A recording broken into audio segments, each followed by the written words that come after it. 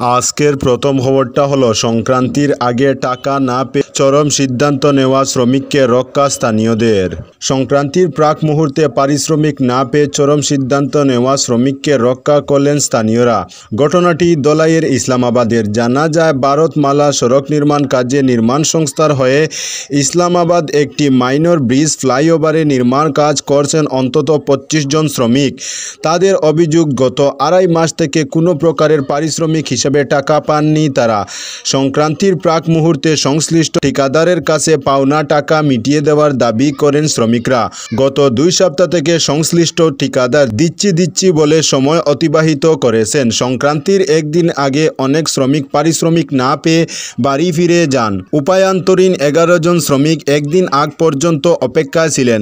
পাওনা পেয়ে গেলে সন্তান সন্ততি নিয়ে পালন করবেন উৎসব। সংশ্লিষ্ট ঠিকাদারের পক্ষ থেকে সোমবার বেলা 11টায় টাকা দেওয়া হবে বলে জানিয়েছিলেন। সেই মোতাবেক বাড়ি ফিরতে সব কিছু গুছিয়েছিলেন শ্রমিকরা। না সকাল গড়িয়ে রাত 8টা, পাওনা মিটিয়ে দিতে ঠিকাদারের পক্ষ থেকে আসেনি কেউই। এদিকে কালাইনের বাসিন্দা জৈনক শ্রমিকের 8 বছরের শিশুপুত্র কালাইন বাজারে বাবার জন্য অপেক্ষা করছিল। বাবা আসবেন, উৎসবের জন্য কেনাকাটা করা হবে। রাত 8টায় বাবাকে ফোন করে শিশুটি। টাকা পায়নি বাবার উত্তর শুনে কেঁদে উঠে শিশুটি। শিশুর কান্নায় বুক ফেটে যায় বাবারও।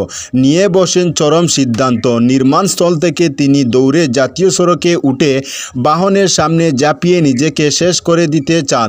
তখন সহকর্মী, অন্যান্য শ্রমিক সহ স্থানীয় মানুষ তাকে আটকে বুঝিয়ে ক্যাম্পে নিয়ে আসেন। তারা সিদ্ধান্ত নিয়েছেন, আগামীকাল 10টার আগে যদি পাওনা টাকা না দেয় তাহলে লিখিতভাবে বিষয়টি দলাই পুলিশকে অবগত করাবেন। এদিকে নির্মাণ সংস্থার সংশ্লিষ্ট ঠিকাদারের সঙ্গে ফোনে যোগাযোগ করতে চাইলে পাওয়া যায়নি। আজকের পরবর্তী খবরটি হলো চিন্ময় কৃষ্ণ দাসের আইনজীবীদের জামিন মঞ্জুর। চট্টগ্রাম আদালতে জামিন পেলেন চিন্ময় কৃষ্ণ দাসের 65 জন আইনজীবী। চট্টগ্রামে আইনজীবী, পুলিশ ও বিচার প্রার্থীদের উপর হামলা, বিস্ফোরণ এবং গাড়ি ভাঙচুরের অভিযোগে পৃথক 2টি মামলায় জামিন পেয়েছেন তারা। এর মধ্যে সম্মিলিত সনাতনী জাগরণ জোটের মুখপাত্র চিন্ময় কৃষ্ণ দাস ব্রহ্মচারীর মূল আইনজীবী সুভাষিস শর্মাও রয়েছেন। সোমবার দুপুরে অতিরিক্ত চিফ চট্টগ্রাম মেট্রোপলিটন ম্যাজিস্ট্রেট সরকার হাসান শাহরিয়ার আদালতে আত্মসমর্পণ করে জামিনের আবেদন করেন আইনজীবীরা। শুনানি শেষে আদালত তাদের জামিন আবেদন মঞ্জুর করেন। আজকের পরবর্তী খবরটি হলো 4টি সন্তানের জন্ম দিলেই 1 লক্ষ টাকা। সরকারি বোর্ডের প্রধান দিলেন ধর্মরক্ষার দোহাই। মধ্যপ্রদেশের একটি সরকারি বোর্ডের প্রধান বিষ্ণু রাজরিয়া সম্প্রতি 1 লক্ষ টাকা পুরস্কার প্রদানের ঘোষণা করেছেন। কিন্তু এই পুরস্কার পাবেন কারা? তিনি জানিয়েছেন, যেসব ব্রাহ্মণ দম্পতি 4 সন্তানের জন্ম দেবেন তাদেরকেই এই পুরস্কার দেওয়া হবে। এর পেছনে কারণ হিসাবে তিনি জানিয়েছেন, তিনি নাকি সনাতন ধর্মকে রক্ষা করতেই এই উদ্যোগটি নিয়েছেন। উল্লেখ্য, রাজরিয়া পরশুরাম কল্যাণ বোর্ড নামক এক সরকারি বোর্ডের প্রেসিডেন্ট পদে রয়েছেন। তিনি বলেন, আমি সকল ব্রাহ্মণ দম্পতির কাছে আবেদন করছি তারা যেন বাধ্যতামূলকভাবে 4টি সন্তানের জন্ম দেয়। সনাতন ধর্মকে বাঁচানোর জন্য এটা খুবই জরুরি। পরশুরাম কল্যাণ বোর্ডের প্রধান হিসেবে আমি ব্যক্তিগতভাবে এই আবেদন জানাচ্ছি। এরপরেই তিনি ঘোষণা করেন, যে সকল ব্রাহ্মণ দম্পতি 4 সন্তানের জন্ম দেবেন তাদের নগদ 1 লক্ষ টাকা দেওয়া হবে। যদিও পরে তিনি জানান যে এই টাকাটি তিনি নিজের ব্যক্তিগত উদ্যোগে দিতে চান, সরকারি উদ্যোগে নয়। রাজরিয়ার এই মন্তব্যের পরেই কিন্তু তাকে বিদেশে কংগ্রেস। তবে বিজেপির তরফ থেকে স্পষ্ট করে দেওয়া হয়েছে যে বিষ্ণুর মন্তব্যটি একান্তই তার ব্যক্তিগত। এই ব্যাপারে দলের কোনো ভূমিকা নেই। কে কয়টি সন্তানের জন্ম দেবে এটি তাদের ব্যক্তিগত ব্যাপার। আজকের পরবর্তী খবরটি হলো বাদশাহ ডাক্তার আর নেই। শিক্ষক, হোমিও চিকিৎসক তথা সিপিএম কর্মী আব্দুল মতিন বরবুইয়া আর নেই। সোমবার রাত 9:30 নাগাদ উত্তর কৃষ্ণপুর 2য় খণ্ডে নিজ বাসভবনে শেষ নিঃশ্বাস ত্যাগ করেন তিনি। বয়স হয়েছিল 71 বছর। প্রয়াত বরবুইয়া শিক্ষকের পাশাপাশি সুনাম থাকা একজন হোমিও চিকিৎসক ছিলেন। দীর্ঘ বছর সোনাবাড়িঘাটে সাধারণ মানুষকে হোমিও চিকিৎসা সেবা দিয়েছেন। হোমিও চিকিৎসায় মানুষের কাছে একজন পরিচিত চিকিৎসক ছিলেন।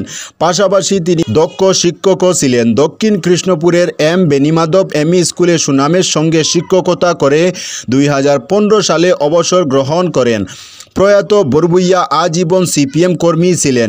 শিক্ষকতা ও চিকিৎসা সেবার পাশাপাশি একনিষ্ঠভাবে দলের কাজ করে গেছেন। উত্তর কৃষ্ণপুর সিপিএম শাখার দায়িত্বে ছিলেন তিনি। এছাড়াও কৃষক আন্দোলনে সরাসরি জড়িত ছিলেন আব্দুল মতিন বরবুইয়া। বাম চিন্তা চেতনায় গড়ে ওঠা প্রয়াত বরবুইয়া চিকিৎসা সেবা ও দলের কাজ করলেও শিক্ষকতার ক্ষেত্রে কোনো আপোষ করেননি। সুনামের সঙ্গে দীর্ঘ 41 বছর শিক্ষকতা করেছেন তিনি। আজকের পরবর্তী খবরটি হলো অরুণাচল সীমান্তে বিমান হানা, মৃত 15 জন। মায়ানমারে গৃহযুদ্ধ চরম আকার নিয়েছে। অরুণাচল প্রদেশের সীমান্ত ঘেঁষা কাচিন প্রদেশে বিদ্রোহী গোষ্ঠীর নিয়ন্ত্রণাধীন এলাকায় বিমান হামলা চালালো সে দেশের শাসক জুন্টা বাহিনী। সশস্ত্র বিদ্রোহী বাহিনী কাচিন ইন্ডিপেন্ডেন্স আর্মির ডেরায় হামলা চালিয়েছে বলে দাবি। তাতে 15 জন নিরস্ত্র সাধারণ নাগরিকের মৃত্যু হয়েছে বলে খবর। আহত হয়েছেন 10 জন।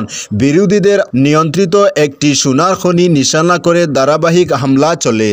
আজকের পরবর্তী খবরটি হলো টেট সিটেট পাশ করেও জুটেনি চাকরি। অনলাইনে পিঠেপুলি বিক্রি মেধাবী অনিরুদ্ধর। বালুরঘাট ব্লকের জসাহার নামক প্রত্যন্ত এলাকার 24 বছর বয়সী একজন শিক্ষিত যুবক অনিরুদ্ধ মণ্ডল অঙ্কে বিএসসি, বিএড এবং টেট ও সিটেট পাশ করেও সরকারি চাকরি না পেয়ে বেশ হতাশ হয়ে পড়েছিলেন বটে। তবে সেই হতাশাকে সরিয়ে রেখে নিজের উদ্যোগেই তিনি বানিয়ে নিয়েছেন রোজগারের নতুন পথ। অনিরুদ্ধ এখন বাড়িতে তৈরি পিঠেপুলি, নাড়ু মুরকি, আচার, টেকুয়া এবং একাদশীর তালি অনলাইনে বিক্রি করছেন। গৌরীভোগ নামে নিজের ব্র্যান্ডে এই খাবার সামগ্রী বিক্রি করে অনিরুদ্ধ বেশ সাড়াও পাচ্ছেন ক্রেতাদের কাছ থেকে। সেপ্টেম্বর মাসে শুরু হওয়া এই উদ্যোগে প্রথম খুব বেশি সাড়া না মিললেও এখন ক্রমশ বাড়ছে চাহিদা। অনিরুদ্ধর বাবা একজন সাধারণ কৃষক। মাধ্যমিকে 85%, উচ্চ মাধ্যমিকে 78%, বিএসসি অঙ্কে 82.25% নম্বর পাওয়া অনিরুদ্ধ সরকারি চাকরির জন্য প্রাইমারি, টেট ও সিটেট কোয়ালিফাই করেছিলেন, কিন্তু তারপরেও জুটেনি চাকরি। এদিন আক্ষেপের সুরে তিনি বলেন, এত পড়াশোনা করে যদি শেষমেশ জমির হাল ধরতে হয় বা পরিযায়ী শ্রমিক হতে হয় তবে এত শিক্ষার দরকারই বা ছিল কেন? পশ্চিমবঙ্গের লক্ষাধিক শিক্ষিত বেকার যুবকের মতো অনিরুদ্ধ ও সরকারি চাকরির জন্য অপেক্ষা করছিলেন, কিন্তু দীর্ঘ প্রতীক্ষার পরে তিনি বুঝতে পারেন চাকরি না পাওয়ার হতাশায় বসে থাকলে শুধু সময় নষ্ট হবে। তাই নিজেই অনুপ্রাণিত হয়ে অন্য পথে পা বাড়িয়েছেন।